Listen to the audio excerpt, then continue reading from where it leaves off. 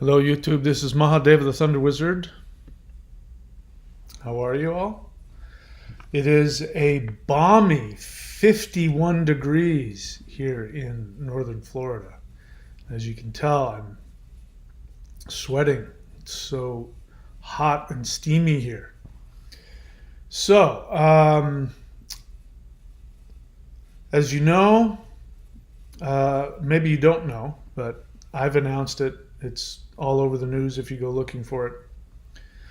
There is a core of the most wealthy people in the world. They do exist. You can call them the elite.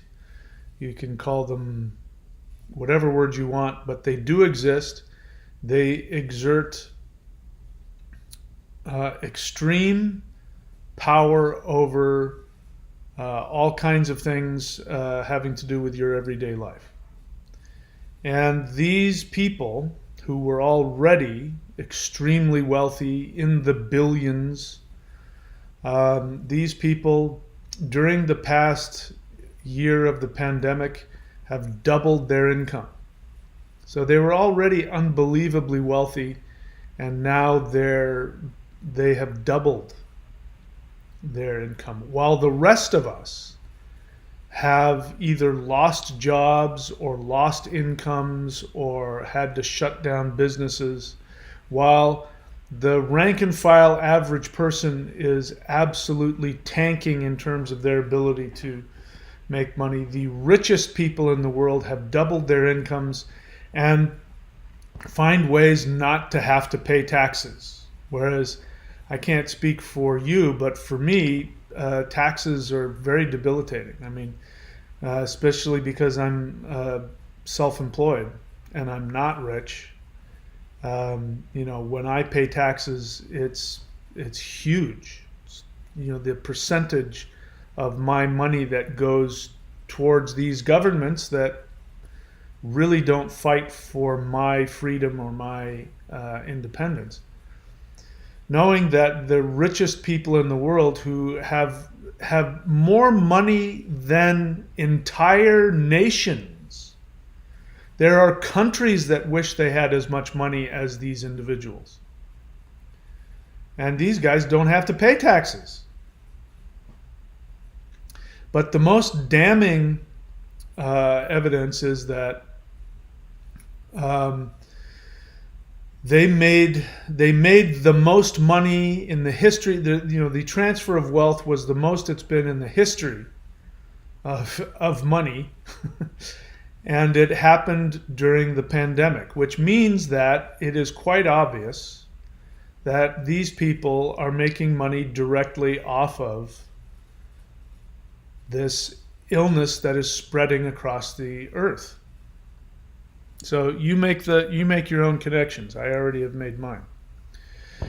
So you've heard of the Metaverse, right? This is something that one of those extremely rich people who is in that group of people that I just mentioned.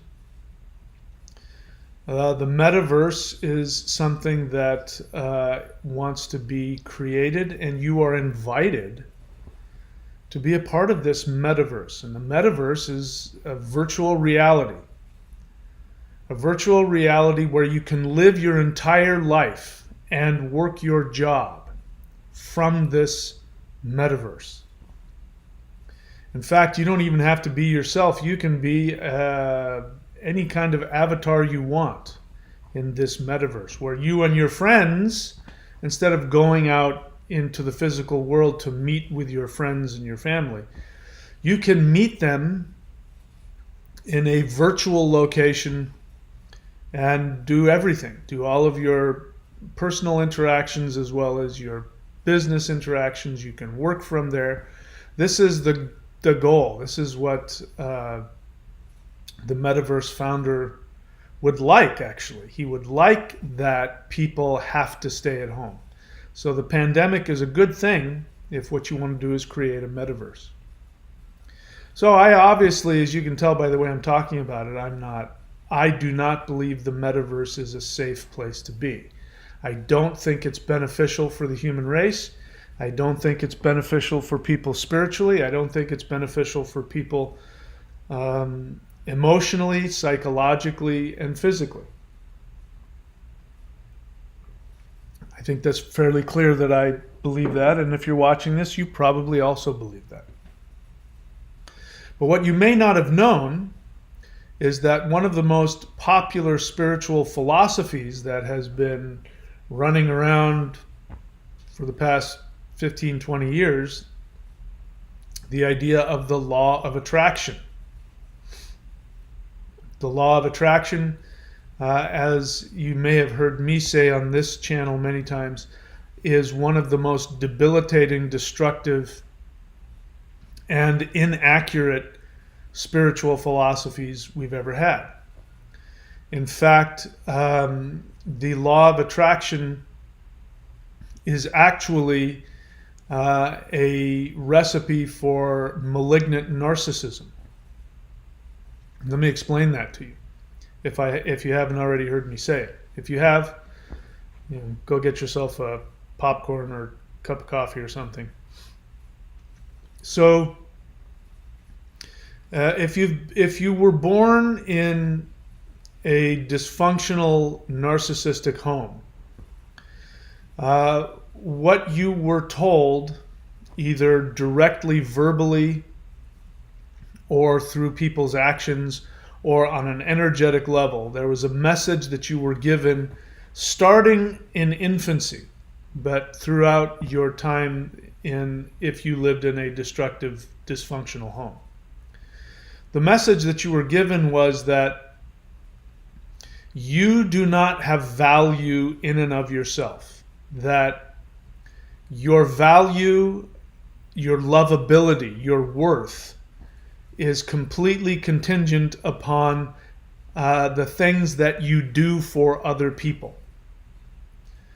And the irony of the law of attraction is that the reason why the law of attraction is so attractive to people is because people were denied having a healthy infancy. So a healthy infant is told through actions, verbally, energetically, they are told that if you are an infant born into a healthy home, you will be given the feeling that you have value simply because you exist and you have feelings and sensations. And you're rewarded every time you have a feeling or a sensation. You burp, you poop, you cry, whatever it is, you giggle. Whatever it is that you do that shows to the people around you that you have just had a physical or emotional experience, you are then praised. You're picked up, you're held, you're crying, they pick you up and they take care of you. You giggle and they giggle with you. You make a sound, they respond and they make a sound. You go, Abba, they go, Abba. So every communication you get if you live in a healthy home is you have value because you exist and you experience your own existence. And that is the reason you are lovable, because you have conscious awareness and existence. And that's all you ever need to do. You don't need to do anything to get us to love you. Now, if you were born in a malignant narcissistic behavior, or home, which is usually on some kind of a sliding scale, on the extreme ends, you have the very destructive, abusive homes that create narcissists and borderlines and people with other kinds of mental disorders. And then somewhere in the middle, you have some kind of codependent scale. So codependence is just a fancy word for saying an individual whose worth comes from what they do for others, not for who they are. And so this is the irony. So what I'm saying here is that people who like the law of attraction are people who were not allowed to have an infantile experience where they were rewarded simply for their internal narcissistic experience. Because the idea is that once you grow past that, once the infant, their brain, molds itself, and their nervous system becomes molded into them as a result of constantly getting this positive feedback of, oh, you had an experience and a feeling. Congratulations, you exist. When they get that, they get imprinted with this, their narcissism plays itself out, and then their body and their nervous system fuse, and they become physically healthy, mentally healthy, and then they start to individuate. So then you start to have, kids start to rebel in all their different phases. And these rebellions are actually very healthy, because it means that now that they realize that they have value simply because of their own existence, now they have to separate from that, that all enmeshment, engulfing experience of being part of a family. They need now to become their own human, their own individual human being. And so this is called individuation. So a fully individuated adult has an experience where if they experience anything negative, if they have a disappointment, something like, I'm disappointed in the weather, I'm not enjoying the weather. But instead of me launching into how the universe has it in for me and there are evil beings that are destroying the weather, instead of going into that, I experience that, I self-soothe. I go, it's okay, Mike, the weather's going to change. You'll be able to get what you want. So this is what happens with a healthy adult. They don't get the job that they wanted. And instead of saying, oh my God, I'm a worthless, horrible, just to give you an example, I just watched on Netflix a documentary, and I vaguely remember this, but I just watched a documentary about a guy in Colorado who ended up creating this tank. He had, it was a bulldozer, and he created a tank out of it. I mean, he completely, totally covered it with as much sheet metal as he could, and he put cameras on it, and he had these little televisions in it, and he had these guns mounted inside of it. So he created this war machine. And he was bonkers. He was paranoid and delusional, and he had come to the conclusion that everybody in the town had it in for him and was trying to ruin his life. And so in order to get them back, he created this, really kind of an ingenious tank. And he went through the town, this was in 2004, and he went through the town with this bulldozer tank, and he targeted all of the homes and the businesses of the people who he had, in his paranoia, had targeted him and destroyed his life. And he just went through the town and demolished everything. And nobody could do anything about it. The cops, all they could do was, follow him in their car, but they couldn't do anything. They shoot guns at him. They'd get these, these cannons, and they'd shoot at the thing, and it would just bounce off of, this tank this guy had built. And so he finally, somehow the engine overheated or something, and then he just shot himself, killed himself. But that's a good example of somebody who did not, somewhere in his life, become individuated. He didn't have the ability to deal with any kind of disappointment and then self-soothe. So it was very narcissistic behavior. So this is why narcissists are so destructive, because they don't have the ability to tell themselves, that's okay, you're having a feeling, you deserve to exist, you have value. They don't have that internal. But if you don't get it from your parents early on, you'll never get it. Nobody will ever give it to you. And if you go out into the world as an adult, seeking to have people give you worth because of your feelings, you will be miserable. And this is the law of attraction. The law of attraction says it doesn't matter what you physically do. What matters is the feelings that you have or the thoughts that you have. This is what's important. So the universe, which is in the law of attraction, they don't tell you this, but they're saying that the universe is your parent. In this scenario, in the law of attraction, the parent, which is the universe, is rewarding you for your narcissistic experience of your thoughts and your feelings. Because it says, whatever you vibrate out there is what comes back to you. So if you vibrate wealth, then physical wealth will vibrate back to you. And they tell you that if you have negative feelings, if you're angry, if you're sad, if you, whatever your negative feelings are, if you have hatred within you, they will say that those negative feelings will go out and then they will come back and you will have physically bad things. Physically bad things will happen. You will be poor, you will be miserable, you will be sick. Because the universe is just simply responding back to you the feelings and the thoughts that you vibrate out there. And this is the epitome of infantile narcissism. Because this is the experience of an infant.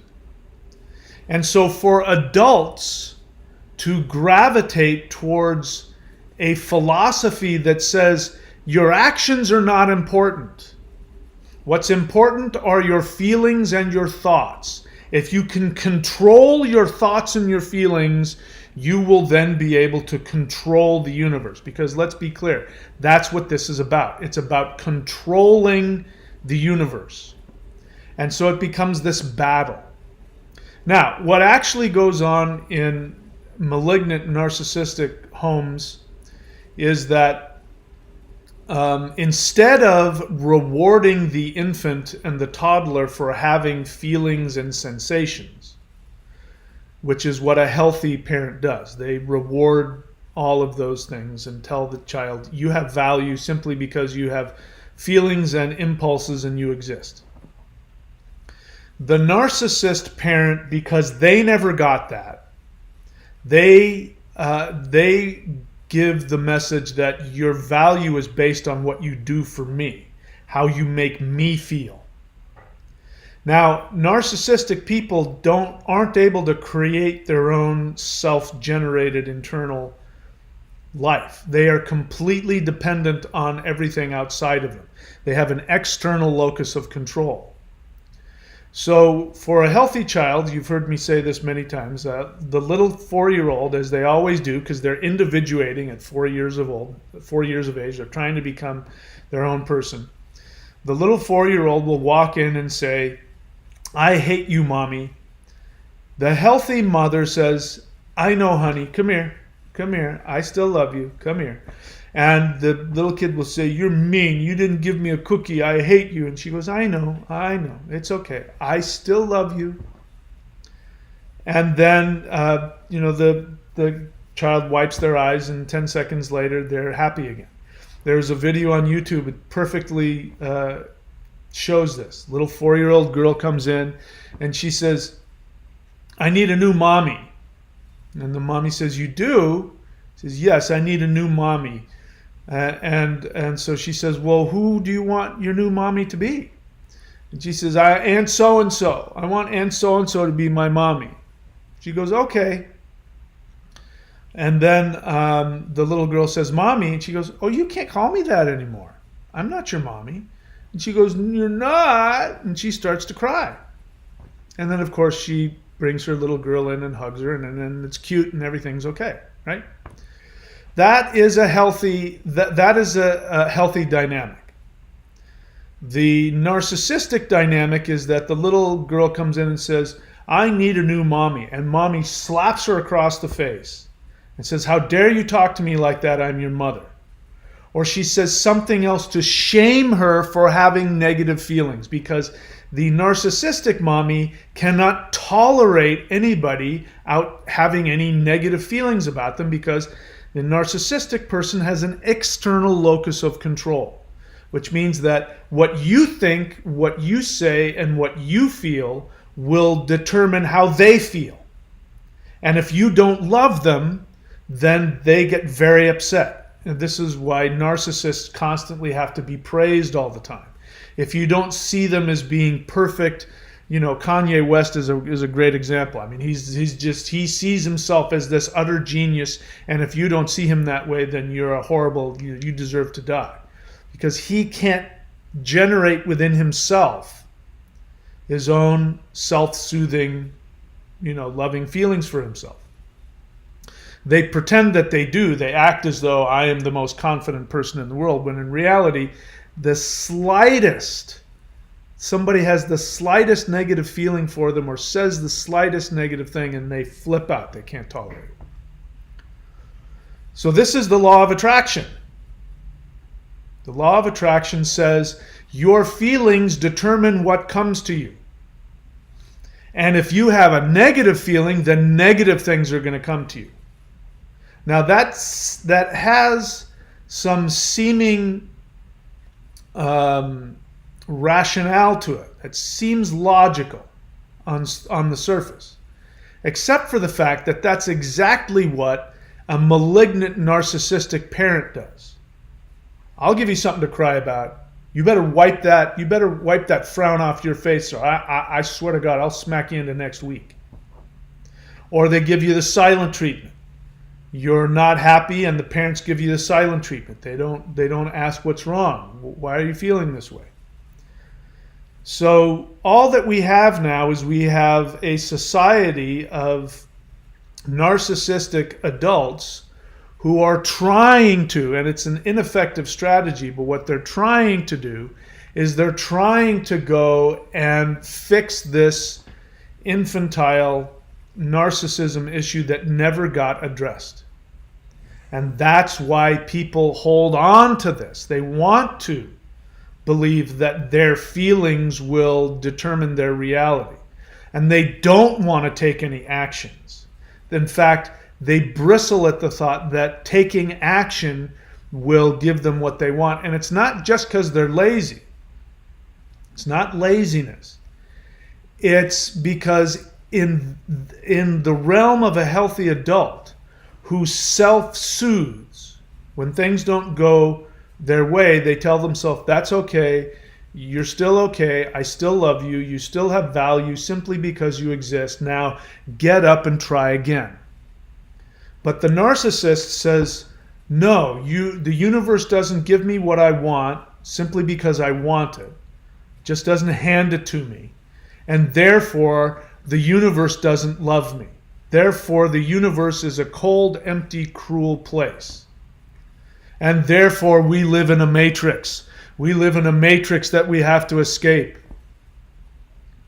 Now, the irony is that childish, undeveloped, narcissistic mindset is the reason why we are now in a world where the people who have all the money and all the power are seeking to create a matrix for you to live in, where you can experience your narcissism and have it with other people. Your communications will be controlled as they are here on YouTube. YouTube censors my video platform. If I talk, for instance, if I were to say anything that went against the World Health Organization or the CDC, they would literally deplatform me. They would take me completely off of YouTube if I had an opinion that went against those entities.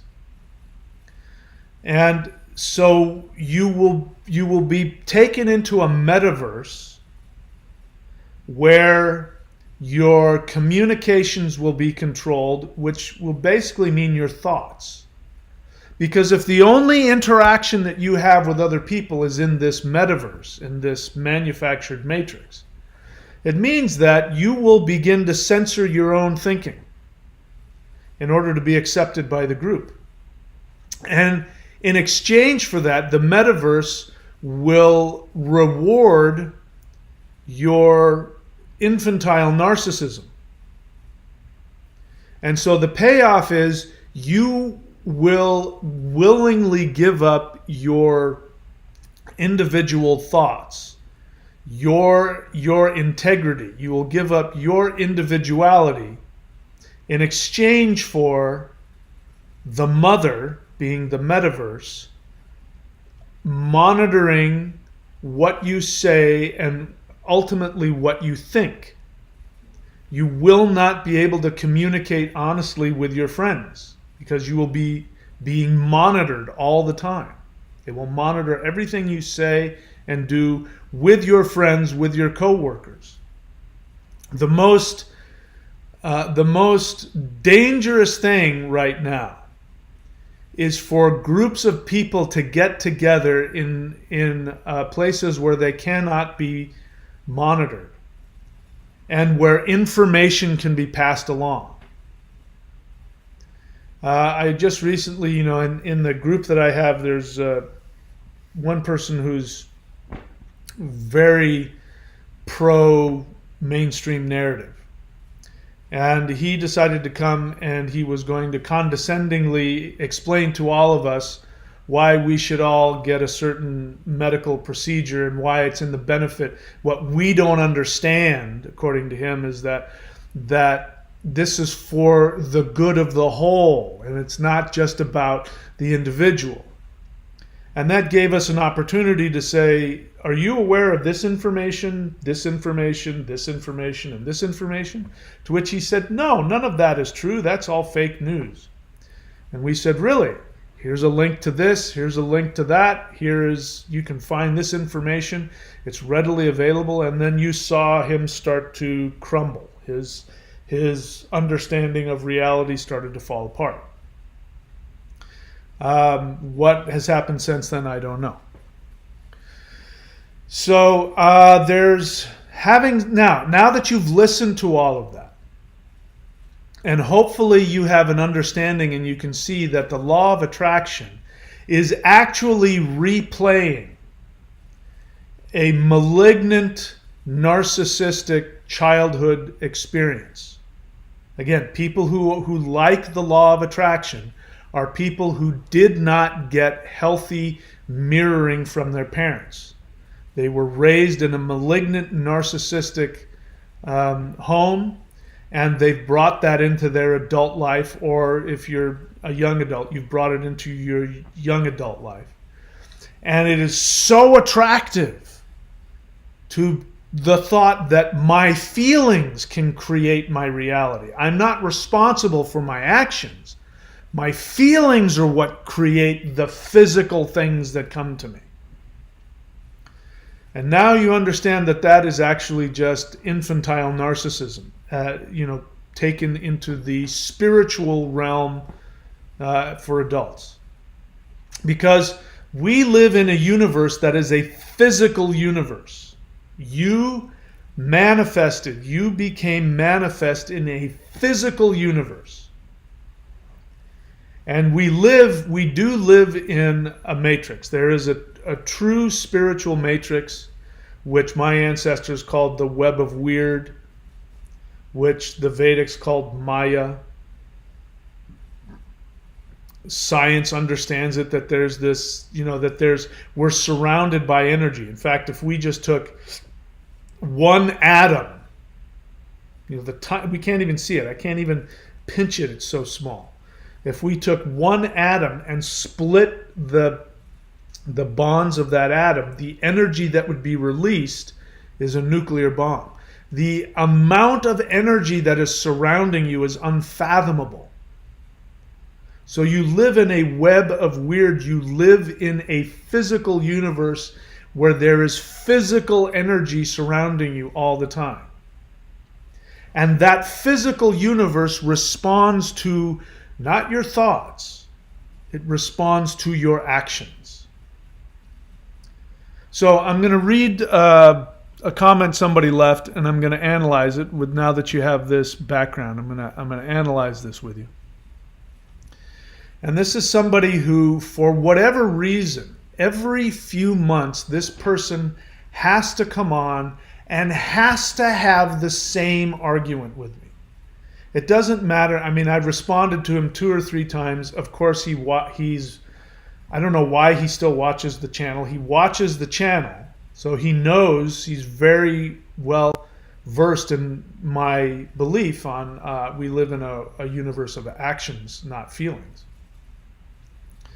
And he, every few months, needs to somehow, he thinks somehow if he comes on here and drops these assumptions and gives these straw man arguments, that somehow, I don't know what he thinks. I don't know if he thinks that he's going to convince me and I'm going to go, oh, well, when you put it that way, it makes perfect sense.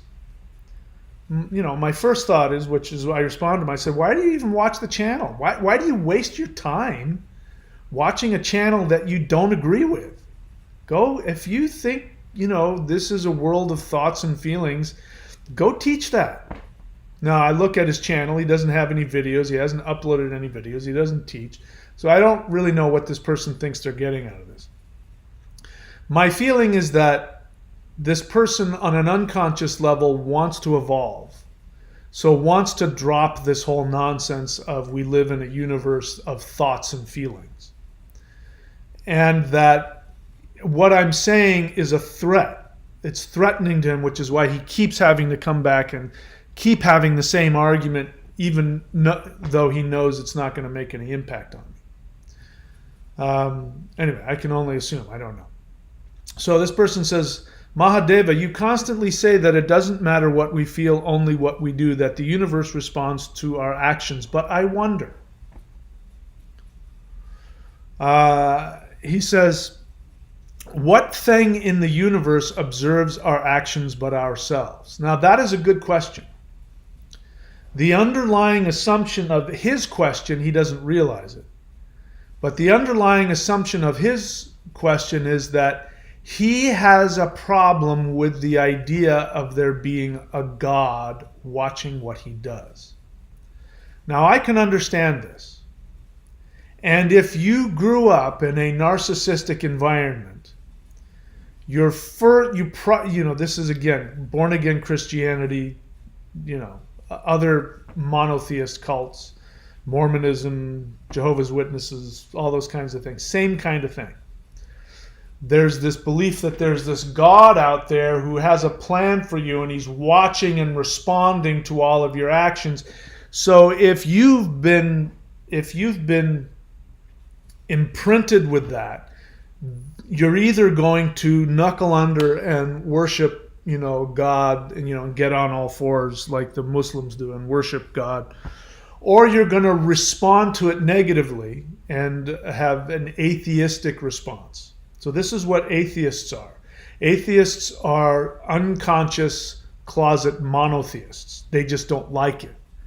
They believe that there is a God out there who is watching them and judging them. And they understandably don't like that. So they rebel by saying, well, there is no God.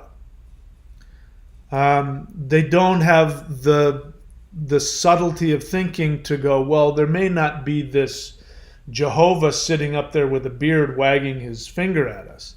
There might be something else we don't understand, or so they're not open to other options. They're not open to other kinds of spirituality because it's too much like believing in God. So for them, in order to feel safe, they need to live in a universe where there is no consciousness at all. And so that's what he's saying here.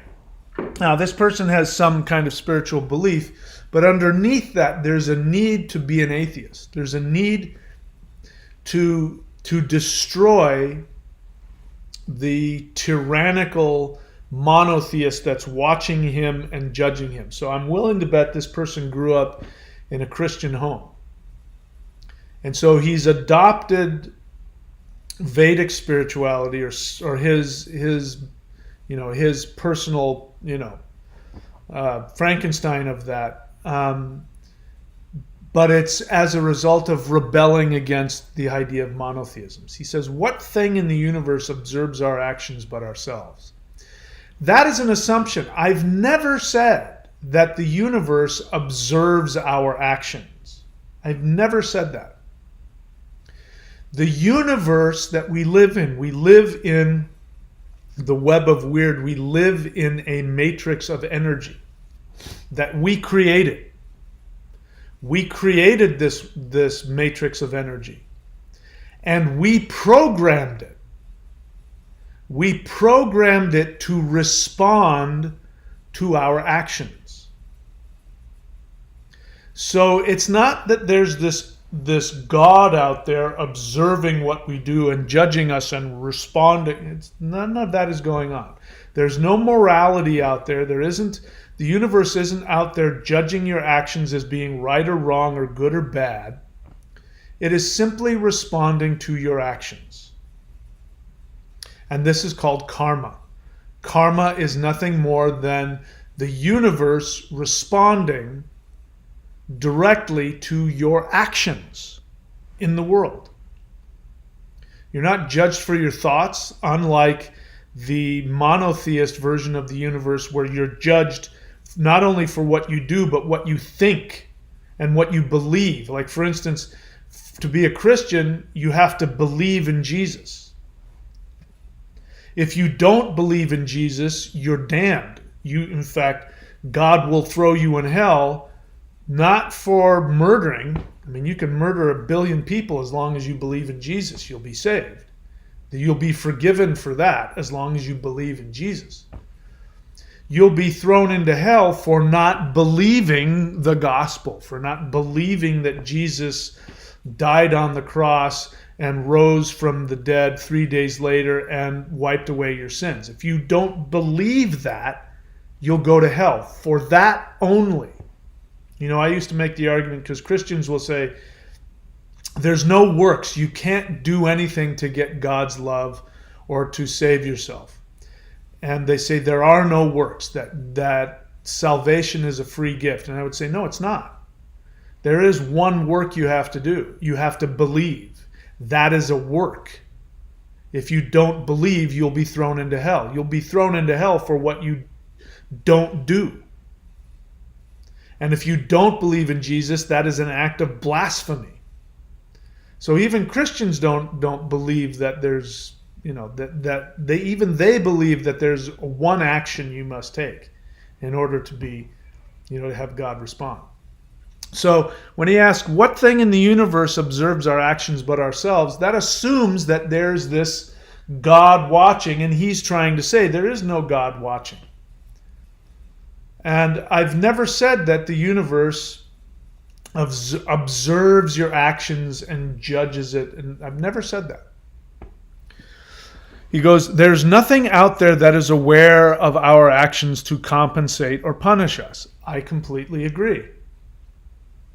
He says, in such a way that, yes, our actions are important only in the way that they are transformed into emotions. And now we see his unresolved infantile narcissism. This is where he wants to live. He didn't get it. As an infant, he was not rewarded for his emotions. He even says it. He says it perfectly. I didn't even realize this. He says that our actions are important only in the way that they are transformed into emotions and sensations. Now, he doesn't tell us how that happens. Think about it. What he's saying is that actions happen devoid of any thought or feeling. That they just sort of happen on their own, like, when you're asleep and you twitch in your sleep. There's nothing that causes it. It just sort of happens. So he says that you take an action and it just sort of happens. You don't have any control or any volition. There's nothing inside of you that stimulates you to take an action. It just sort of happens. You twitch it, and then somehow that action is then transformed into feelings and sensations that he says that are the language of the universe. Now, again, he just dumps this assumption. He doesn't go into any effort to explain it or, describe it so that we understand. He just assumes. Again, this is you're dealing with an unevolved infantile mind. This is what the infantile mind does. So he says that actions are important only in them giving him a narcissistic experience of his sensations and his feelings. And again, that's what infants are. They are nothing but feelings and physical sensations. And it is very, very, very, very damaging to them if somebody does not immediately respond. So when he says that there is nothing in the universe that observes our actions, what he really means is he feels this is his something as a kid. He did not get enough love and response as a kid, and he's brought this into his adult experience. So his projection of the universe around him is that there's nothing out there, that his feelings and his responses will not be mirrored. They will not be observed. This means that he doesn't have the ability within himself, because as an adult, you must individuate and you must become your own observer. You have a thought, you have a feeling. If it's a negative feeling, you then self-parent. You sit yourself down emotionally and you say, that's okay. Even though you didn't get the job that you wanted, you feel really upset about that and disappointed, and you feel that they didn't see you for your value and they rejected you. That's okay. I still love you. I see you for who you are. This is you talking to yourself. I see you for who you are, and I know that you have value and you have worth. Now, Tiger, pick yourself up and go out there and get him. And then you go out and you keep applying until you get that job. Or you keep asking women out until you find the girlfriend of your dreams. Or you keep taking whatever that action is until you accomplish whatever it is that you want. He's saying he doesn't have that ability, which is why he keeps having to come back and argue this same point with me, even though it's pointless. Let's see what else. He says, that our actions are important only in the way that they are transformed into emotions and sensations that are the language of the universe. Again, he doesn't support that assumption. He just throws it out there. He says, if you do something like surfing, for example, there is nothing in the universe that rewards Mike for surfing. What the universe responds to is your sensations when you surf. So it doesn't matter if you surf or not. If you achieve the sensations associated with surfing, the universe will respond. How many of you actually believe that? How many of you listening to me actually believe that I would get the same pleasure, the same benefits from sitting on my ass imagining that I'm surfing? Trust me, I do it all day, every day. I imagine that I'm surfing every day because I'm obsessed with it. And I can promise you, it definitely does not satisfy that need in the slightest. Doesn't even come close. So he can apply that to anything. And he goes on to apply it to other things. Yes, the most direct, I'm now quoting him again. Yes, the most direct way to get those feelings is surfing. But if someone achieves the same thing through their imagination, the universe will not care how you do it, doesn't realize it, and will respond to your mood anyway. I mean, I don't even need to describe what an incredibly narcissistic bubble this person lives in. This gives me the feeling this person has never had an external experience. It gives me the feeling, I don't know if it's true or not, but it gives me the feeling that this person is actually terrified of doing anything in the physical world. He goes on. He's got another straw man argument, he says. So he goes on to say, our actions serve to achieve a state of mind and only that. And it doesn't. That's just not true. Again, this assumes that you don't have a state of mind and that an action just happens out of nowhere with no impetus, and then somehow that transforms into a sensation and a feeling. There's nothing in the world that is the cause of anything. That is a very safe place to live.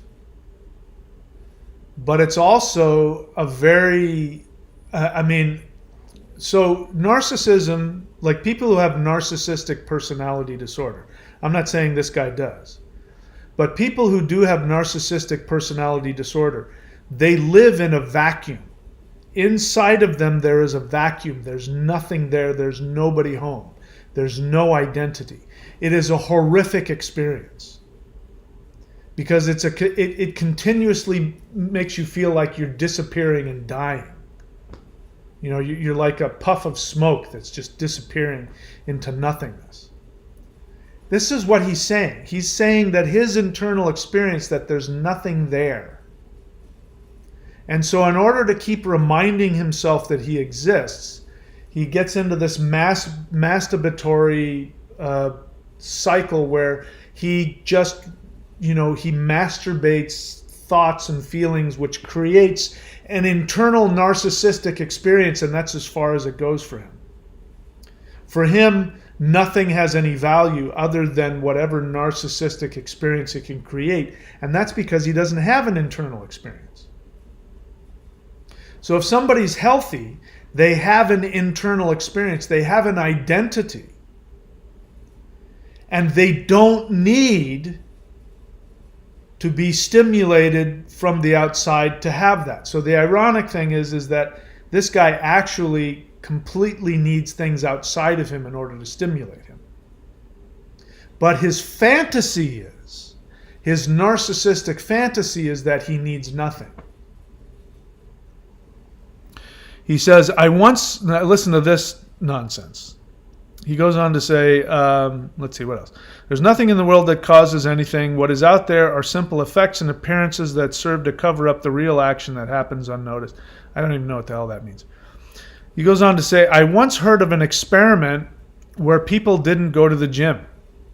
They just imagined they were working out. The results of the experiment after a few weeks were that those who did not exercise in the gym and only imagined it strengthened their muscles. Of course, they didn't get the same muscle mass as those who actually went to the gym. But the truth is that their muscles were affected by the simple fact of imagining it. Assuming that that's true, as somebody who actually does go to the gym, I can promise you that whatever physical results came as a result of imagining going to the gym, as he said, there's no way in hell that somebody sitting on their ass imagining that they're going to the gym is then going to be able to show up to a powerlifting meet and be able to lift weights in anything closely approximating what an actual athlete does. There's no way. He talks about muscle mass. But even the nervous system, the nervous system responds to repetitive action. So the only thing that experiment proved is that by imagining going to the gym, you've stimulated the nerves and the muscles to get ready to go and build muscle, which makes perfect sense. This is why the mindset of an athlete can determine whether they win or lose. Because you got two guys that are working out just as hard as each other, but one guy is spending time thinking and imagining that he is, going to hit that, that plateau that he's at, and he's going to get to the next level. And so his body's going to respond to get him ready to do what? To take the action and get the result of that action. But then my next question is, why in the world would you want to live in that universe? Why would you want to live in a universe where you didn't actually go and physically, first off, there's that whole nonsense of if I just sit around and imagine what surfing's like, I'm going to get the same benefit and I won't care. Which is, again, a very narcissistic thing to do, because when I go out there and I surf, I'm not thinking about what the universe thinks about me. I'm not thinking about the universe having a thought or response to me surfing. I'm only interested in the actual physical sensation that I get from doing it. So this tells me that this guy just wants to what? He wants to live in the metaverse. So this guy's going to love the metaverse. He's going to love it. He never has to leave his home. He's just going to have his virtual glasses on and his virtual suit, and he's going to be narcissistically stimulated, and he's going to think it's great. But the universe does respond to your actions. As he points out, there is a role for imagination, but the imagination is trying to set you up to go take the action. Again, let's see how well he does with thirst if he just sits and imagines himself drinking water, but doesn't. I challenge him to do that. Don't drink any water, just imagine drinking water. He will die of thirst. Same thing with food. Don't eat any food, just imagine that you're eating food. Don't urinate and defecate, just imagine that you're urinating and defecating. See how well this will work. It won't. So we live in a universe that you designed. So to answer his question, what thing in the universe observes our actions but ourselves? Nothing. It is us. We are. We have created this universe and this matrix, and we have programmed it to give us a physical experience. We have programmed it to reward us, seemingly reward us for our fearless actions towards what we want. When you take an action towards what your soul wants, the universe is designed to respond positively to that. The metaverse has been programmed by people as well. And it is programmed to reward you for doing the opposite. But you won't get it will reward you by allowing you, in this case, the society we live in now, you are being coerced into having a specific medical procedure done on you. And if you allow them to coerce you into it, then you can work and make money. You can go to bars, you can go to restaurants, you can go to other public places. You can travel. For instance, I'm not allowed to get on a plane and go to Australia, for example, because I have chosen not to get that medical procedure. I don't need it now because I'm immune, but so that's a coercion right there. If I knuckled under, it would be in order to get the rewards from this falsely created, humanly, synthetically created universe. But the actual universe is responding to you operating on the truth of your soul and what your soul wants. And so, as I tell everybody here, when people say, what should I do? I'm going to lose my job. I'm going to lose my marriage. I'm going to lose my friendship if I don't do that thing they're trying to coerce me to do. I say, well, if you follow what your soul wants to do, even if it means you lose your job, you lose your spouse, you lose your family, you lose your friends, the actual energetic web that you live in will reward you. It will reward you with there will be some new opportunity for you to experience, create your own business.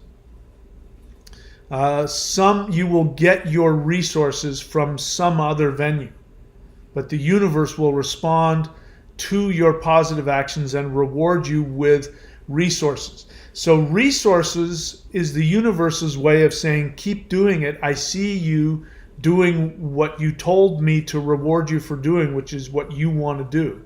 I see that, and I'm going to respond by giving you physical resources to allow you to keep doing it. So, anyway, I could go on and on and on, but I'll go ahead and shut up now. I'm happy to take questions. This is a question and answer. If you have a question, write the word question and I will respond to it. If you don't, and you just dump your opinion, more than likely I will psychoanalyze you. All right, I don't know what any of that means. All right, I follow water. If you cuss, YouTube will delete your comment, which is why you can't see it. I don't see any. I said I don't see any actions here. I don't see any questions here. Yeah, so I don't see any questions here. So these are people who don't seem to understand how I want to do so these are probably new people who don't understand how my channel works. Glees, I don't know how to pronounce that, says, honest feeling. I feel a bit more hopeful after what happened in England.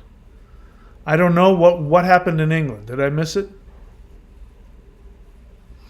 I don't know. Do you think it could start a positive change? I don't know.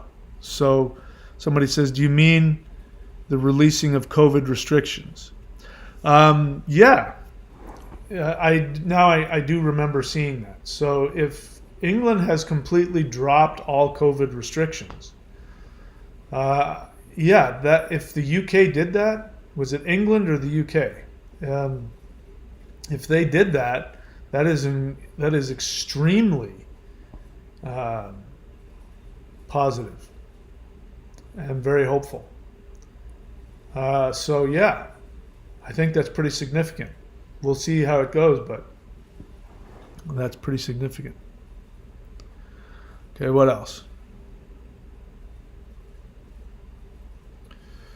And you guys are talking to each other again. I wish you didn't do that.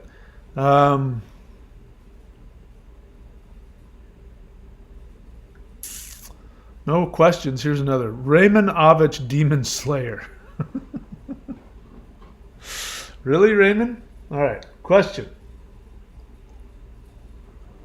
I watched your videos about yugas. I heard a theory that those who awaken will go to the golden age from this timeline. Do you think that's impossible? So there's controversy about what the yugas are. So there's two beliefs about it, and it has to do with calculations of time of years. So way back in Kali Yuga, there was some Vedic teacher, philosopher who came up with what the yugas are and made the yugas really long, like 43,000 years per yuga or something crazy like that. So I don't subscribe to that. So there's a lot of people, even Vedic masters, who believe that we are still in Kali Yuga. But that I side with the people who say that that was an inaccurate calculation, and that Kali Yuga actually ended after the Middle Ages. So at the beginning of the Renaissance was actually the end of Kali Yuga and the beginning of what's called Dvapara Yuga. So we are in Dvapara Yuga, I'm saying. We're in Dvapara Yuga, not Kali Yuga. But the actual Kali Yuga, at the center, like the middle of Kali Yuga, was actually the middle of the Dark Ages. And what was going on during the Dark Ages, people were being, literally, the skin was being peeled off of them if they read the Bible in, their own language, or if they didn't believe certain things. I mean, it was, this was when the awareness, whatever scientific things that had gone on before that, during, the Romans had come to some, and the Greeks had come to some pretty profound scientific awarenesses. Whole, like the Library of Alexandria, all of that was completely wiped away because we were in the age of darkness. So in the age of darkness, 25% of the population is aware and 75% is unaware. In Dvapara Yuga, you have 50% of the population aware and 50% unaware. I think that's more accurate to right now, because you have pretty much half the population completely, totally unaware, and the other half is aware. The second half is struggling to become aware. There's a lot more people that are aware than they let on. In fact, some people can't. They cannot publicly state the truth, because if they do, they'll lose their job. So I think that's where we are. We're half and half. We're in Dvapara Yuga. So your question is, those who awaken. What does that mean, awaken? I mean, this whole idea, people use the word awakened, or they use the word enlightened, and it's overused and misunderstood. So to answer your question, those who awaken, will they go to a golden age from this timeline? I don't have anything against that idea. But I have there's an escapism and a superficiality and an immaturity about the way that you're looking at awakening. I mean, that's why we make fun of people who say that they're woke, right? And who are the people that are the most hypnotized right now? The people who claim to be woke. It's very ironic. So, awakening is a process. It's not an instantaneous thing that happens overnight. I mean, I became aware of what was going on in the world almost overnight. I mean, I had this awakening experience, but it wasn't like I was completely, totally unawake and then I was now awake. So, I don't think I think that the way you're interacting with that question is a little too superficial, a little too immature. Awakening is a process. And awakening, again, what is enlightenment? Enlightenment is nothing more than having all of your thoughts, all of your feelings, all of your sensations, and no matter how negative your thoughts and your feelings are, you take positive action. Again, this is the opposite of what this other guy says, which is, his own internal narcissistic experience of himself is the only thing that matters. And to be an adult, you have to be willing to tolerate all kinds of negative feelings. If you want to have a relationship with another person, you will have to learn how to tolerate negative feelings about that person and act in a loving way. And if you don't, you'll ruin the relationship. So, anyway, I think that answers your question. I use THC instead of medication. Again, guys, welcome to the channel. Let me just make it clear to you. The best way to interact with me is to ask an honest question based on what I teach. If you haven't watched enough of my videos to have a question about what I teach, it's in your best interest just to stay silent in my classroom and listen until you can have an intelligent question based on the material. Because if you don't, you're going to show me your show me your ignorance about the subject, and I'm going to come down on you, and I'm probably going to make you look bad. I don't want to make people feel bad, so the best thing to do is just ask an honest question and leave the rest. Having said that, I just saw somebody dump something that it's very obvious you don't know where I come from. You say, I use THC instead of medication. For what? What the hell are you talking about? Medication for what? For a blister on your toe? For psychological? I mean, what medication are we talking about? And you use THC instead of what? Vitamin C instead of wiping your ass? I mean, you use THC as any medication? The fact that you're so proud of that shows how little you know about my channel. I have whole videos devoted to how THC destroys your immune system, how it destroys your energy body, and how it keeps you trapped in your narcissism. People who use THC regularly are people, blanket statement here, but they're usually people who are filled with rage and filled with emotional pain, and they are trying to stuff their feelings down. They can't tolerate their feelings. And as you just heard me say, the whole definition of enlightenment is having all of your feelings, including your negative ones, embracing them, experiencing them, and then having the conscious awareness to know what constructive actions you need to take for yourself and others. So welcome to the channel, my friend, but I recommend that you listen before you start throwing your opinions around on here. And I know that's not your fault, because that's what usually happens on most channels. It's just a free-for-all, and it's about people narcissistically dumping their opinions. But this is a classroom. This is how I want to create it. This is a classroom. I'm giving a lecture on a subject. Take notes, listen. When you've researched the material, then show me that you have a conscious awareness of the class material, and then have your question reflect that. All right, let's see what else. Ganunga Greg. All right, he's feeling better, so I'm happy for you, my friend. Give it some time, because what he's saying is that he got COVID and he's feeling a little better. So give it some time. What happened with me is I got COVID, and I took hydroxychloroquine, and I took ivermectin. Those things that aren't supposed to work. And after 36, 48 hours, I felt a lot better. And then I started to feel better, and then I didn't.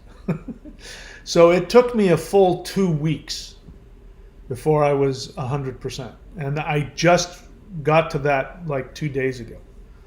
And so 2 days have passed, and I now can feel I am 100%. I'm going to the gym now, and I'm okay. But I'm not the only person. There's other people who have had that same experience. For many people, it takes about 2 weeks before they're 100%. And what I found is that I would get better, and it looked like I was, rocketing my way out, and then I'd wake up the next day and I'd feel worse. Or there would be some new, like, for instance, what happened with me was, after a few days of starting to feel better, I woke up one morning and I had this intense pain above my eyes. Like if I moved my eyes, there was just this intense pain. So I think that's what a lot of people are talking about, that they start to get headaches. I then started to have a slight cough. I never got a sore throat, thank the gods. And I never really got a cough that produced anything. Like I was never coughing anything up. So I don't know if my hydroxychloroquine and the ivermectin had anything to do with that. Certainly didn't hurt. I can honestly say there were days when I stopped taking the medication and I started to feel worse, and then I would take the medication, and then within hours I would feel a little bit better. So I have to say it probably did help to some degree. But my suggestion to you is, congratulations. I'm glad that the forbidden fruit is working. But my suggestion is, watch yourself and give yourself about 2 weeks. It'll probably take that long to completely 100% get out of your system. You still might be able to get up and function, but for me, there was always this dizziness. There was this low-grade fever that came and went. It never really became huge, but it was always kind of just there. And there was a cough that kept trying to come, and some days it would be worse than others, and it frightened me. I was starting to get worried. And then magically around 2 weeks, it was completely gone. So you can tell me whether or not that's the case for you or not. Again, guys aren't getting... Now I'm moving on. Thanks, Ganunga Greg. By the way, Ganunga Greg, you have a website, don't you? If you want to, throw your website on there so people can see it. And again, people aren't getting it. I told you pretty clearly, it's a pretty good idea not to dump your opinion because I'm going to make you look bad. It's almost guaranteed that you dumping your opinion is going to be exactly opposite of what I teach, more than likely, and I'm going to embarrass you. So it's best just to sit and listen. Even if you disagree with me, doubling down is the worst thing you can do with me. Most people double down anyway. Most people, I have to say, most people that interact with me on this are immature and narcissistic and like to get into flame wars. But anyway. All right, what else? All right, there you guys talking to each other there. All right, what else? Captain Rabbit says to somebody who said, when I tried THC, I had an after effect, and he says, then just try a little. No. Captain Rabbit, is that what you do? You just smoke a little bit? You're destroying your energy body. We'll just leave it at that. You're destroying your awareness. There's nothing spiritual about THC. There might be some medical benefits that I'm not aware of. I'm open to the idea that THC might have some medical benefits, like cancer patients and people like that. But it's one of the worst things you can do for your energy body. If anybody is doing any of these things that I teach here, I strongly recommend that you cut out all THC. Completely get rid of it, because you are at odds with yourself. In fact, the reason why I started doing these things is because it got me high. It got me higher than any external chemical, including THC. You'll get all of the benefits that you think you're getting from THC, but they will be actual. THC creates a dynamic. It creates an addiction, maybe not in the same way that like heroin or other things does, but what it does is that it, your body releases all kinds of chemicals, as well as you have this generator that creates an aura field. And in case you don't know, if you guys want to know what THC does that's so destructive, I'll tell you. Before I get to that, it does. It squeezes the glands of the brain to release the feel-good chemicals, which is why people do it, among other things. But what ends up happening is that your pituitary, which monitors all of the feel-good chemicals in your body, when there's a big dump of, for instance, what's that chemical? Anyway, I forget. But when there's a big dump of certain chemicals, feel-good chemicals that are released into your bloodstream, your pituitary goes, whoa, everybody, we've got too much. Stop production. So while you're high, you have this good feeling because these feel-good chemicals have been squeezed out of your glands, and you experience them, and you're having you're high, you're enjoying yourself, but then all of a sudden you crash. You crash because your pituitary has said, no, I shut down production of those chemicals. There was way too much. And so now you're at a deficit. So you're not even back to normal. So if like here's normal, you ingest THC, you get high, then what happens is as the high comes down, you then come down, and then you crash below normal. And so just to get normal again, people have to go and ingest THC. And that's why you have people who have to wake and bake. Because they wake up, they're at such a deficit, they have to just try and get back to normal. So it ends up, this is, why people end up, having tolerance. Their tolerance is built up. It means that their production of those feel-good chemicals continues to drop and drop and drop.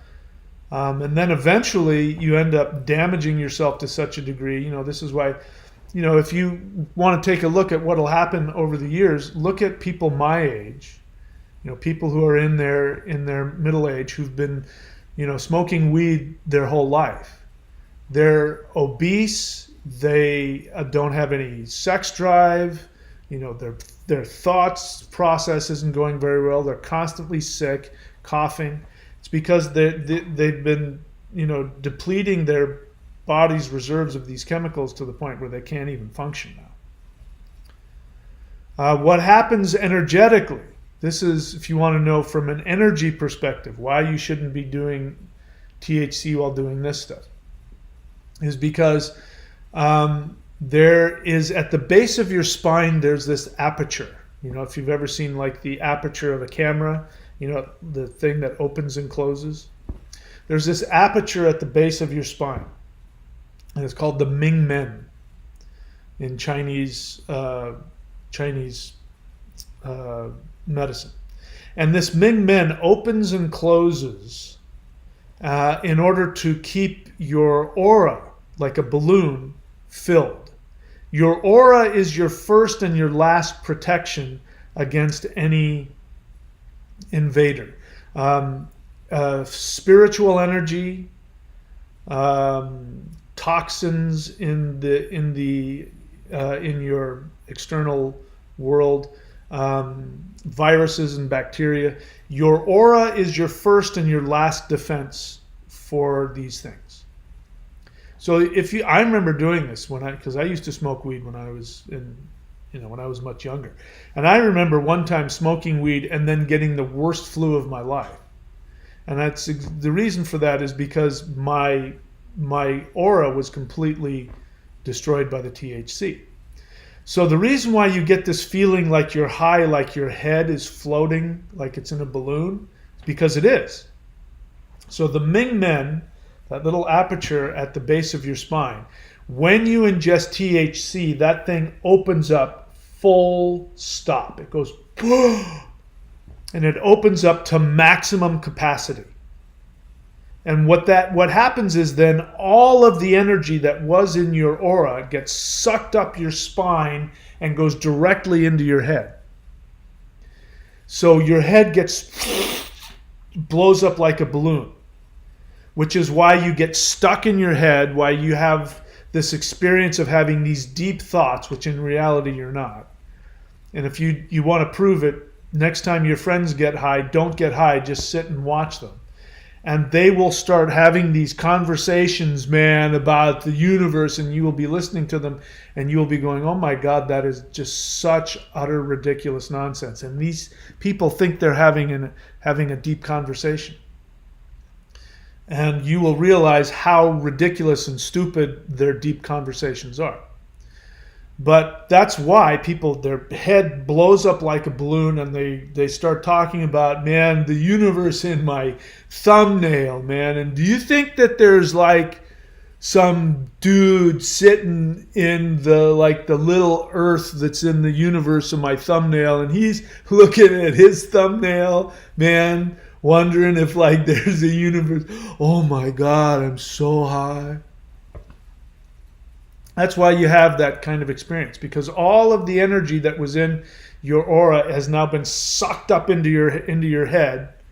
And on top of that, whatever toxins are in your immediate area, when your energy body gets sucked up into your head, all of those toxins get sucked up as well. If there are any spirits around, like if you happen to be in a haunted place, if there's any negative spirits, guess what happens? They get pulled up into your aura. So if that isn't enough to talk you out of doing THC, I don't know what is. So sorry if I burst your bubble. You thought THC was some kind of spiritual like thing, man. I like do THC to help me meditate, man. I'm sorry if I destroyed that for you, but and you can talk to people on my channel, because there's a lot of people on my channel who did used to do weed, and instead they're doing this now. And you can ask them. They will tell you how much more, not only what a better high all of this stuff is, but how much better their life is, how much better their health is. All of the stuff that THC wants to give somebody, you can get naturally without any negative side effects. And it's called lightning qigong. So give it a try. What else? Let's see what else. I don't see any questions here. Okay, let's get to see if we can get to the question. Raymanovich Demon Slayer. Question. I heard you said that the 90-day challenge doesn't work for those who use chemicals. I have an addiction to energy drinks and I'm consuming them, but I do Hool Breath. That's not the same. I mean, caffeine is a chemical and I don't recommend it. Caffeine is really hard on your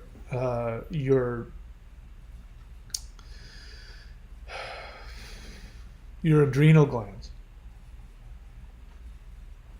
And so it's not going to be helpful for you, but it's not the same thing. But no, I mean, and the thing I was going to say earlier, that one of the things, like if somebody is addicted to THC, for example, one of the things that you can use to offset the damage that it causes is Qigong. So there have been people who have been addicted to weed who have come to me and say, I'm addicted. I'm going to have to, it'll take me a while to get off of it.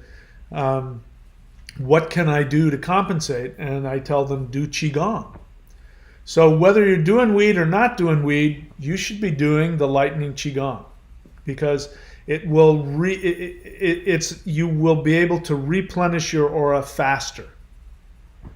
And you'll get the benefits. You'll slowly be able to wean off, because you'll be able to replace the effects that you got from weed with the actual Qigong itself. You can be healing yourself while you're replacing it, and so you can use the Qigong as a way to detox and quit. So I recommend that you do that. Okay, what else? A lot of people, again, people don't understand how this works. They think I care about their opinions, which I don't. The Mask, honest feeling. Glad to hear you recovered, Mahadeva. Yeah, me too. I got to be honest with you. I was getting a little worried. When I was, after the first week, I was starting to get worried. I was starting to go, man, am I going to be one of those people? Because the thing that was happening is that my head, my head was I was always just kind of dizzy. And if I moved my head too fast, it was just this really uncomfortable feeling, this nauseous feeling in my head. And I was tired, and I just couldn't get myself motivated to do anything. I was really worried it was going to stick around. So I'm really glad that it worked its way through. Okay, what else? Captain Rabbit, question. So you don't have to scream at me at all caps. You say, why are you avoiding my questions? Well, let me look back. Did you ask a question? Captain Rabbit, I don't see you asking any questions. You didn't write the word question. You didn't follow. So the two most important things in life are pay attention and put effort. So I've said very clearly, if you want me to answer your question, you write the word question in all caps. You don't write the whole thing in all caps. You write the word question in all caps. You didn't do that. So you didn't pay attention and you didn't put effort. That's why I didn't answer your questions, because I didn't see them.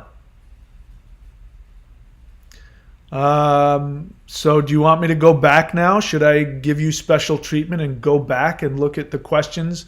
So let me just help you understand. It's very narcissistic of you to just assume that you can just be dumping things and not, following the protocol that I put out.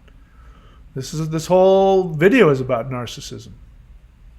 So let's see here. I'll go and this one time, because you're new, I'll go ahead and give you special treatment. All right. So first off, don't shove shit down my throat and tell me it's chocolate.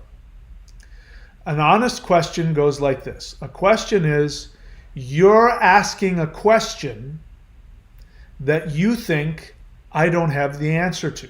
The other way around. You're asking me a question that you think I have the answer to that you don't. Being sarcastic, being passive aggressive, those are not questions. So now I know that you smoke weed, because people who smoke weed are passive aggressive and they're sarcastic and they engage in childish straw man arguments. I'm going to answer your question because it actually points out something good. And to show you how passive aggressive and controlling and childish you are, I'm going to respond to your question. You say, passive aggressively, sarcastically, you say, so you don't consume or value anything Mother Nature has produced? So, hey, man, if you want to go grab some hemlock, and if you want to eat that, and tell me that that doesn't have a negative effect on your body, go right ahead. That's something that Mother Nature has produced, man. So if your argument is that weed is a plant that came out of the ground, therefore Mother Nature produced it, therefore it's good. I've already said that there's no doubt in my mind that THC has some medicinal benefits for some people.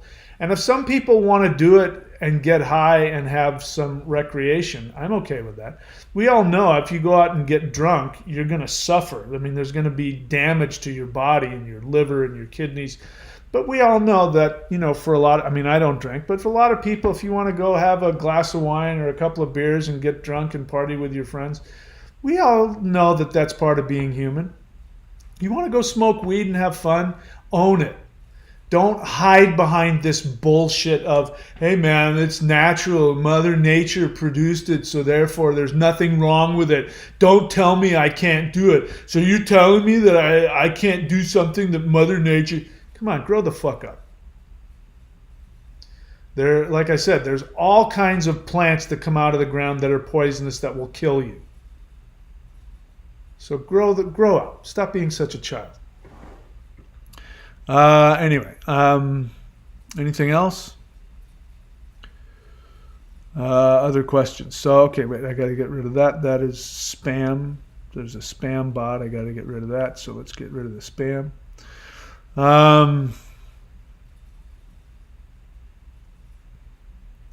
Any other questions here? Let me get rid of that. Do I need to? Wait, what just happened here? Okay, here's some questions.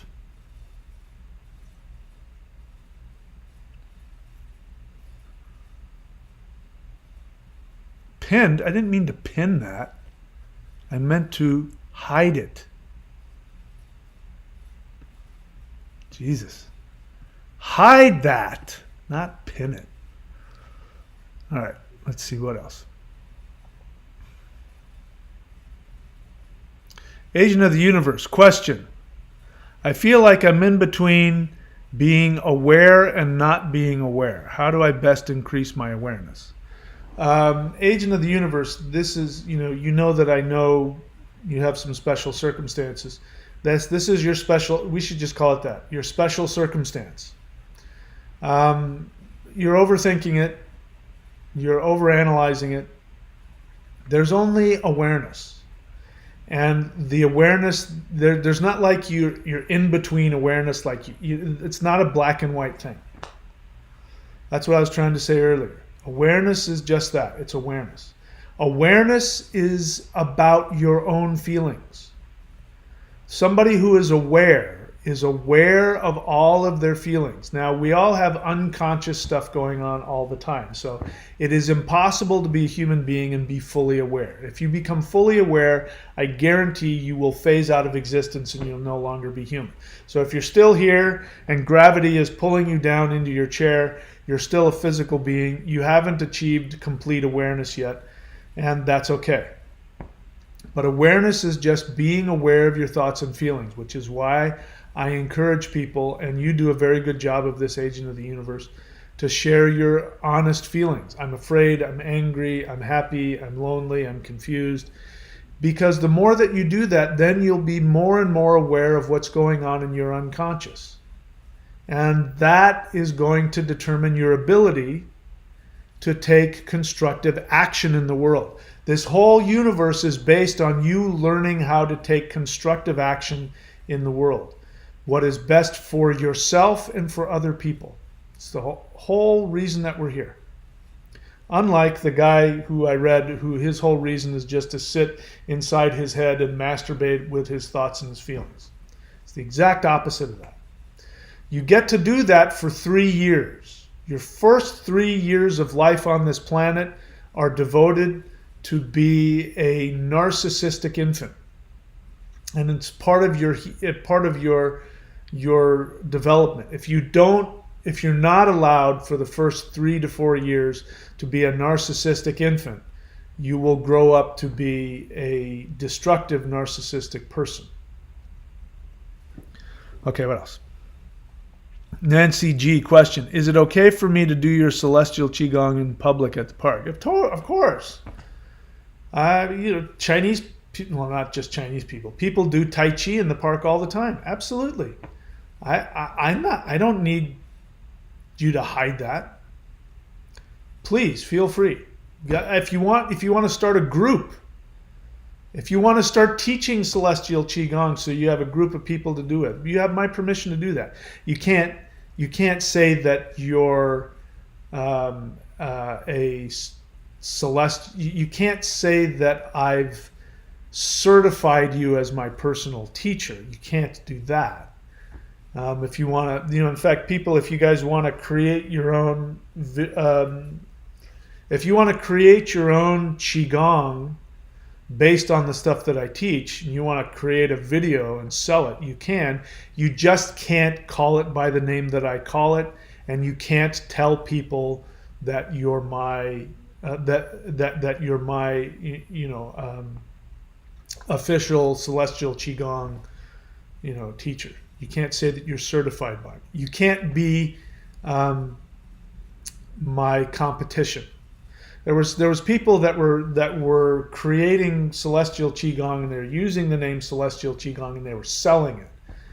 And I when I find that, I say you can't do that, because now you're my competition. You can name it whatever you want, and you can sell it for whatever you want, but you can't be my competition. If somebody's online looking for celestial qigong, and my thing comes up and your thing comes up and yours is half the price, they're going to buy yours instead of mine.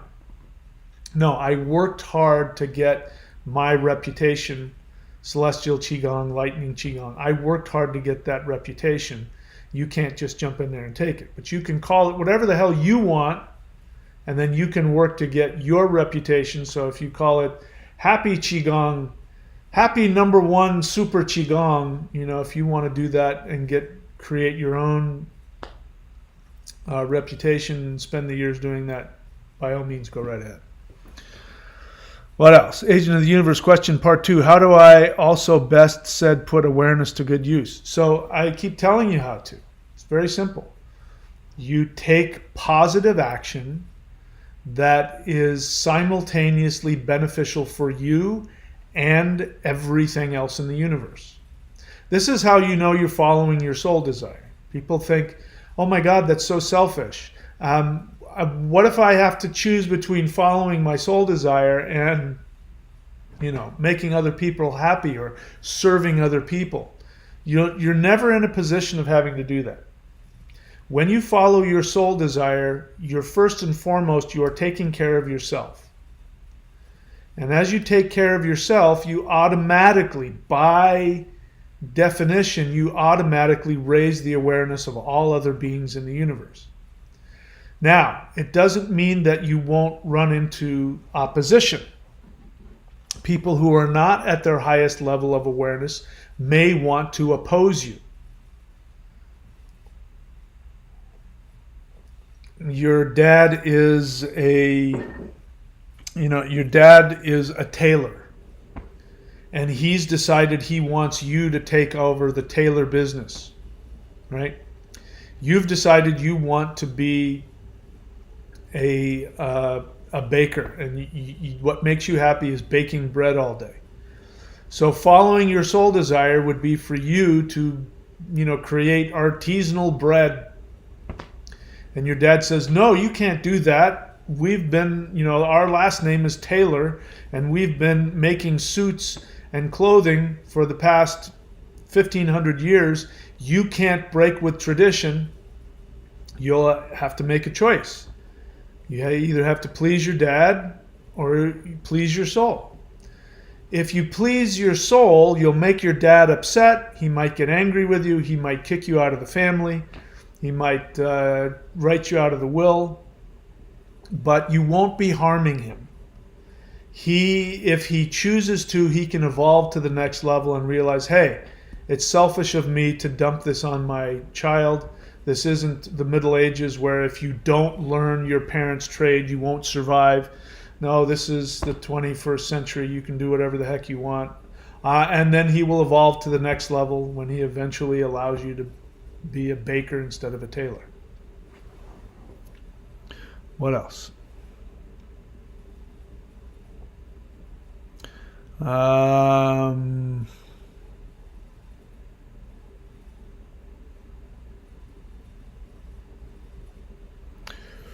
Let's see. Again, I'm not seeing any questions here. Okay, here's one.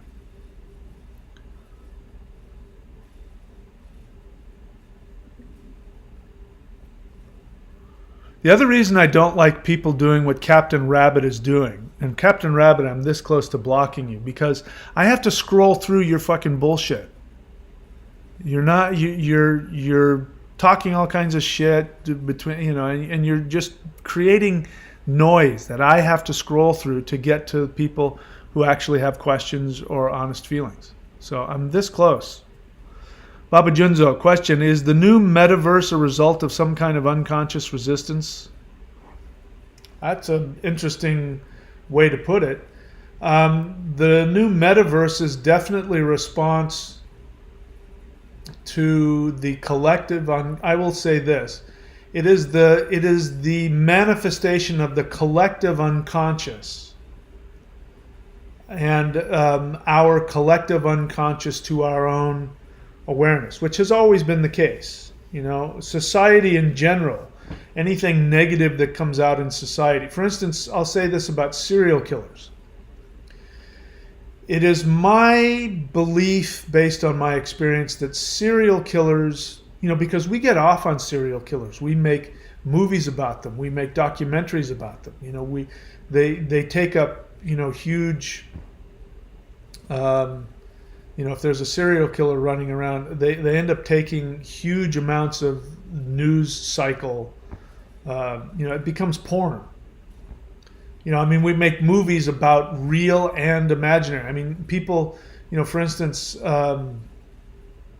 Dr. Hannibal Lecter. Dr. Hannibal Lecter, people like watching him. He's not a real example of a true NPD serial killer, because he has this moral backbone. So this is our projection. We project onto Dr. Lecter this moral backbone, which is he only kills and eats bad people. And so when we watch him in the movies, we know he's never going to harm Clarice because she's good.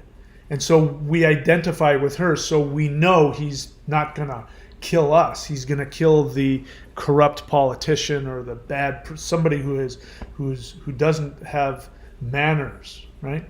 But the truth is that there's no such thing as a serial killer that has a moral backbone. They don't exist. They're incredibly dysfunctional, they're miserable on the inside, and they're completely, like for instance, the Night Stalker, the guy was homeless. The guy was completely unfunctional. He couldn't function at all. I mean, the reason why, you could smell him from a mile away. He was so screwed up.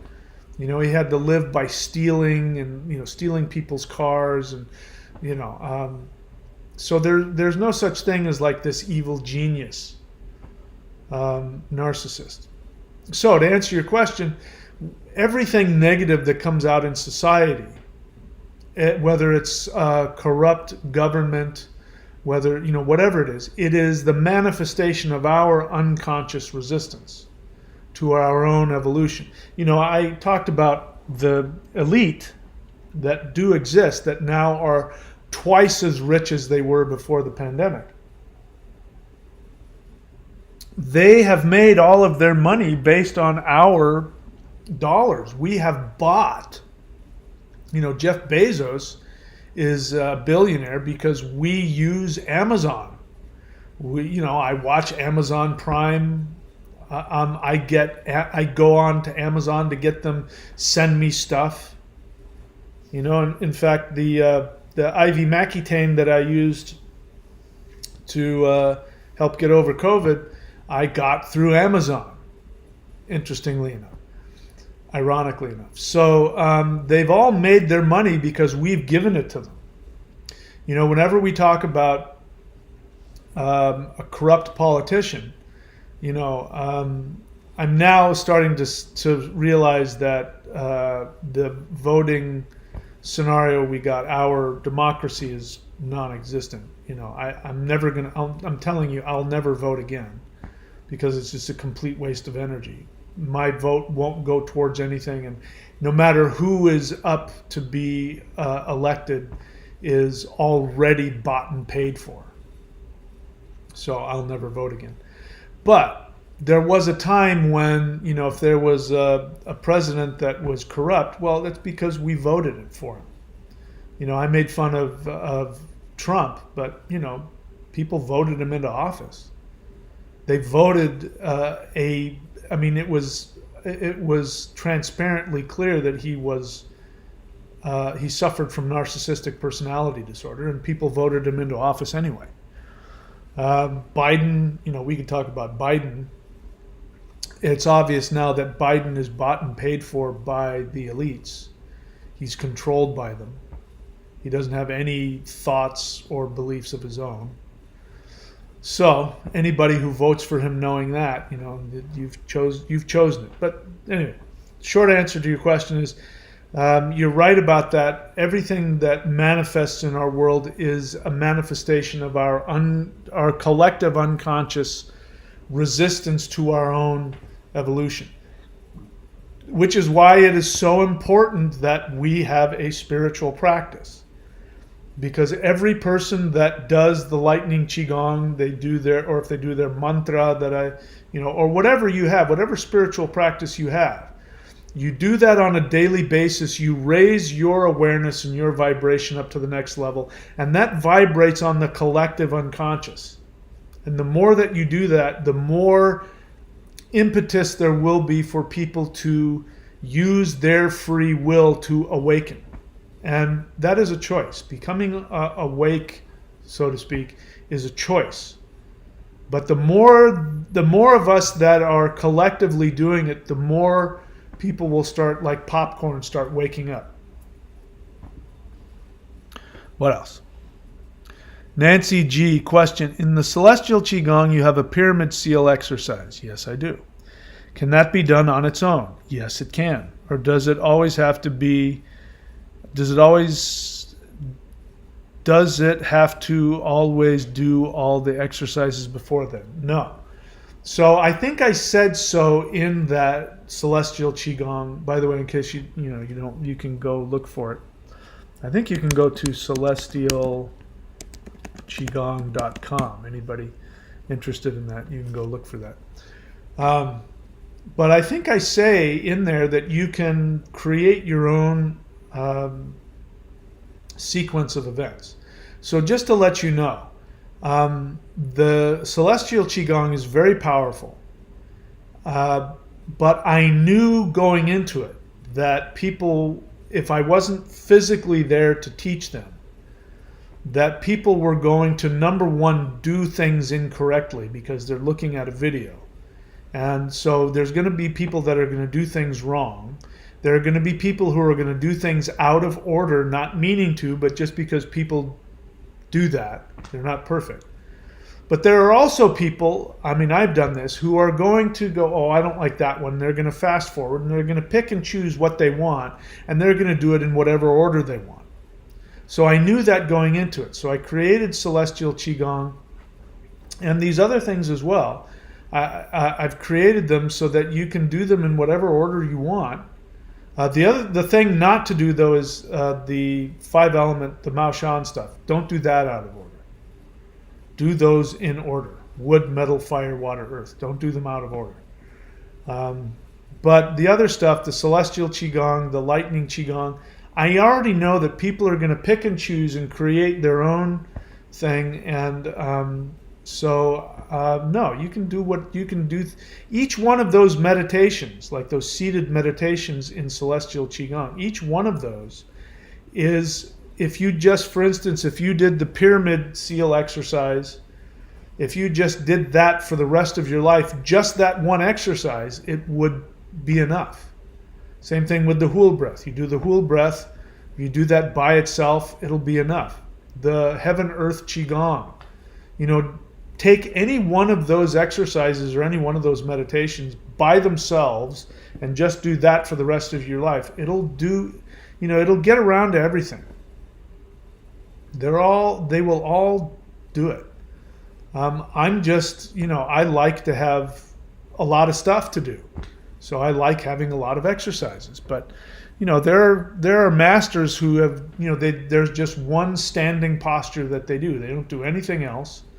They're 80 years old and they just do one standing posture for, an hour a day or for 4 hours a day. And that's the only thing that they do. And they have tremendous spiritual powers and all of their meridians are open. So there's something to be said for that. So the short answer is no. You can pick and choose whatever you want out of it. It's good to at least follow the directions for a while until you get it down. But then once you have practical, mastery of it, you can do whatever the heck you want with it. Duke of Lightning. Honest feeling. I'm very grateful for you and the 90-day practices. Without a doubt, helped my problems with weed. The butterfly practices, the bee's knees. I agree. The butterfly practice has got to be my favorite of the Lightning Qigong and the Mao Shan practices. The butterfly is really wonderful. Nancy G, honest feeling. I feel like I'm doing Celestial Qigong something wrong by practicing outside. I don't know where you got that. That didn't come from me. In fact, what is it that you see? You see me doing them outside. So I don't know where that came from. It didn't come from me. I mean, you can do it inside, outside. You can do wherever the heck you want. I think you're right. Maybe some shame. The idea that somebody might see you. If you don't want people to see you, you don't have to do it in front of anybody. Some people are going to look at you, but some people are going to go, "Wow, that's really cool. What are you doing?" So anyway, do whatever is most comfortable for you. I follow water. Is there a free trial period? For what? You have to be specific. I don't know what you're asking about. Do you see how many links there are here? Which particular thing are you thinking about? And again, you didn't write the word question, did you? The Mask. Question. What are your thoughts on CBD? CBD is not THC. Those are two, although you can find them both in weed. CBD, as I understand it, well, CBD doesn't get you high. And I understand that there's all kinds of benefits from CBD. So CBD oil, there were points and times in my life where I was I was even vaping CBD, just straight. I stopped doing all that because CBD gives me a headache. But that's just personally. A lot of people take it and it's great for them. So my thoughts on it, I'm not an expert on it, but I absolutely believe that there are benefits to it, and there's medical benefits and psychological benefits. And so everything that I'm saying about THC, I am not saying about CBD by itself. THC and CBD, the THC kind of ruins it. What else? I follow water. Question: is there a free trial for your program? Which program? Do you have any idea? Have you even gone on to the links to see how many programs I offer? So if you go to courses.thunderwizard.com, you will see all of the courses that I offer. Which course are you talking about? Nancy G, honest feeling. I won't lie about where I got the information. Celestial Qigong. I'm honorable, and so are you. Thanks for your honesty. Okay, let's see what else. That's not a question. Captain Rabbit, honest feelings. So you must have said something that caught the YouTube algorithm because you got put over on the side. Let me see. Because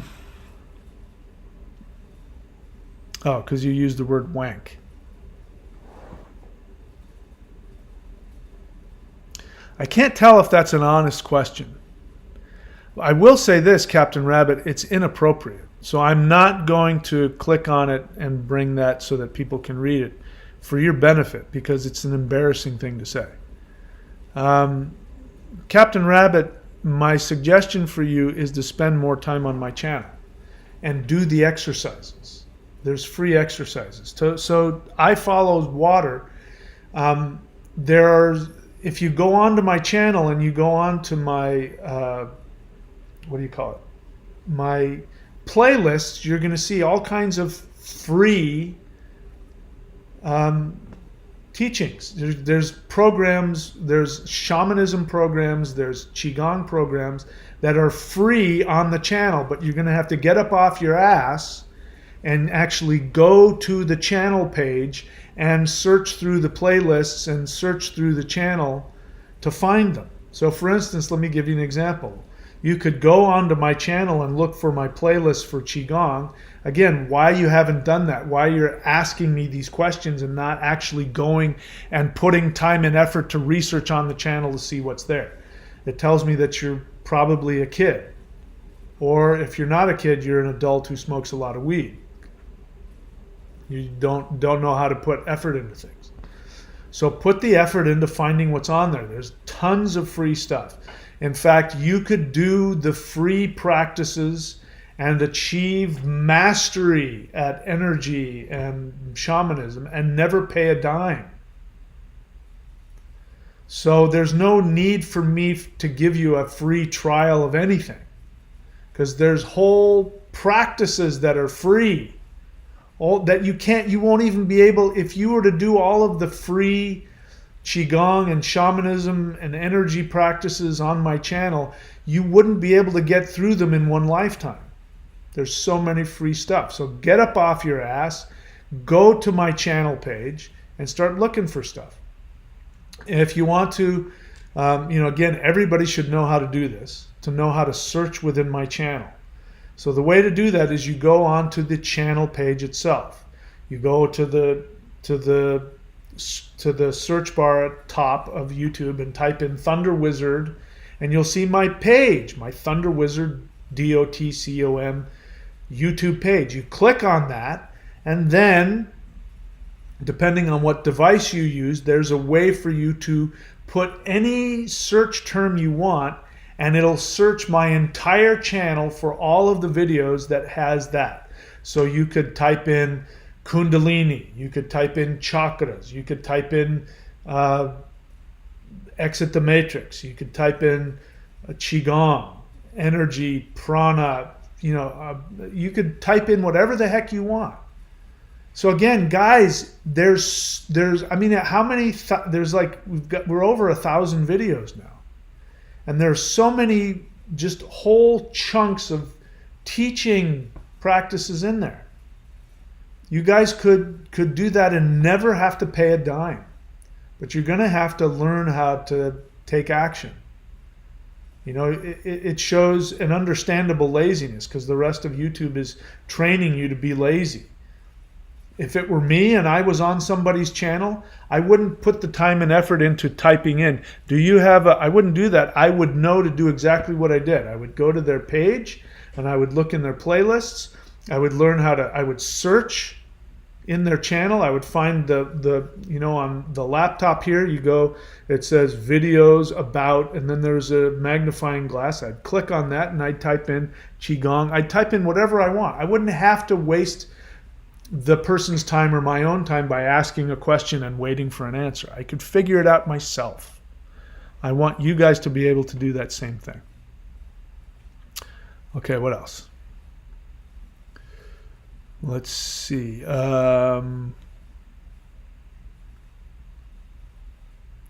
Raymanovich Demon Slayer question. I rewatched a video recently where a man said he went to hell for 23 minutes and that any other fear paled before that experience. Could you say that hell is highest unconscious resistance? I don't know. You're not really asking me a question. You've kind of come to a conclusion and you're wanting me to co-sign it for you.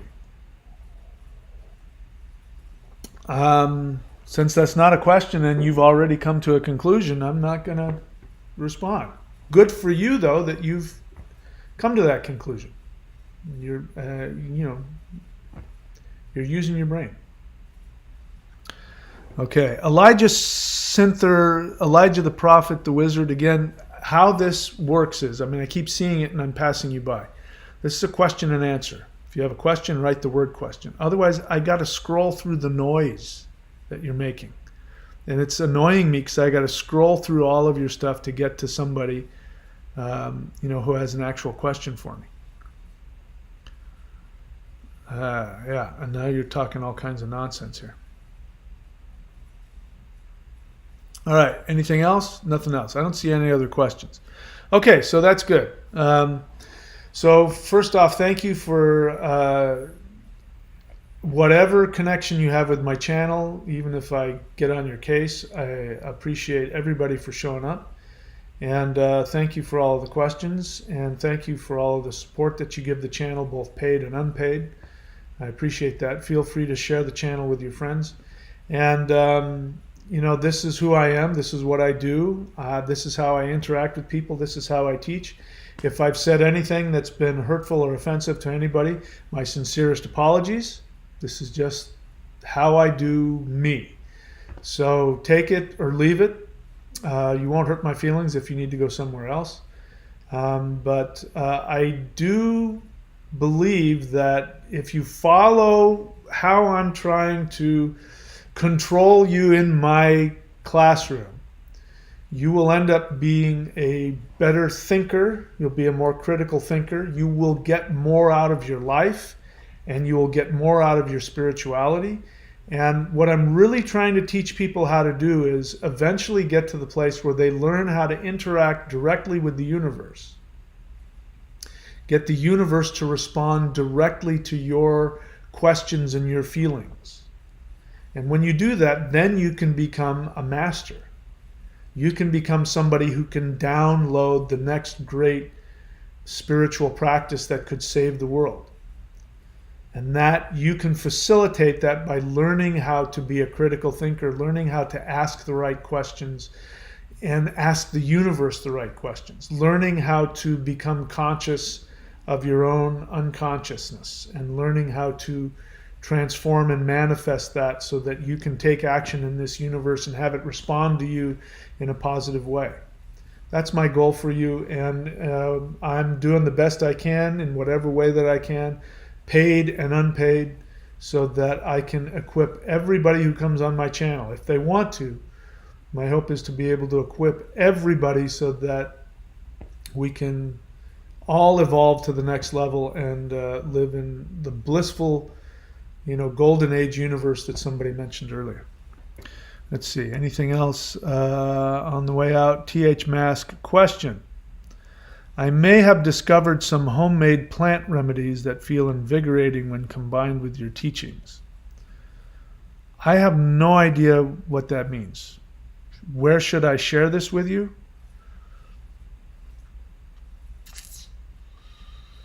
I don't know why you need to talk so cryptically about it. If they're legal, I mean, I guess you can put it up in the comments section of one of the videos. Put up a website with them. I'm not going to rubber stamp it because I don't know what you're talking about, and I have no idea if this stuff is healthy or unhealthy. But I mean, I appreciate that that you're combining them with my teachings and other methods. You're wanting to share it with me as gratitude. I appreciate the sentiment.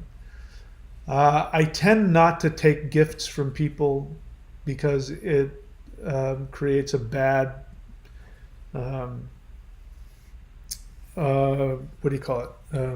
boundaries. It creates bad boundaries. So I tend not to take gifts from viewers for that reason. So if you want to share it with everybody else, just know that I'm not co-signing it because I don't know anything about it. But if you want to put a web link on a web page for what it is and let people take a look at it, I'm not opposed to that. Did I answer your question? All right. That's it. Nothing else? Okay, guys. Take care of yourselves. I know that COVID is flying around and some people are still sick. If you are sick with COVID, if you can get your hands on some ivermectin and some hydroxychloroquine, I found that to be helpful. But also, if you go to COVID19criticalcare.com, you will see they have protocols for all of the vitamins that you can take. And I've got, I should show you, I've got like just tons of supplements that I took that also was helpful to me as well. So, and in my experience, it takes about 2 weeks before you're 100%, unless you're Superman. So give yourself at least a couple of weeks. If after a couple of weeks you're still not doing okay, then maybe it's time to start looking for some other help. TH Mask, yes, legal, mostly tea, shakes, smoothies. Yeah, that sounds great. Let's share it with everybody. You don't have to just share it with me, but I would put up a web page with it and say, stuff that goes well, that helps the Thunder Wizard path or whatever. And I'll be happy to take a look at it and share it with others. Spread the goodness. Excuse me. All right, so that's it for me, guys. Thanks a lot. Take care, stay safe, and I will see you all next time. And remember, resistance is not futile.